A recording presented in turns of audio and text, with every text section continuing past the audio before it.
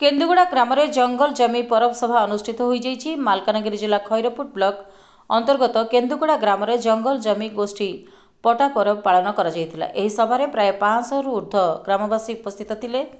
केन्दुगुड़ा ग्राम जंगल जमी पटा सह गाँवर परिसीमा पटा पाई एक बैठक आयोजन करथिले। सभारे जिला आदिवासी समाज सभापति बंधु मुदुली बंडा समाज सभापति मुकुंद माझी, पूर्वतन चित्रकोंडा विधायक श्री डंबरू सीसा, ब्लॉक अध्यक्ष विघ्न किसानी, खैरपुट पंचायत सरपंच दैमती गोलपेदा ताहासह जिलूर आसीथिबा समस्त समाजर सभापति मानकु पारंपरिक नाच गीत सहकारे स्वागत करी सभास्थल को निया जायथिला। सभारे उपस्थित 1906 मसीह जंगल जमीपटा आईन लागू होइथिबा बंडा आदिवासी लोकंकु अवगत करथिले। मालकानगिरी जिला खैरपुटरू समा धांगड़ा माझी रिपोर्ट, प्राइम टीवी ओडिशा।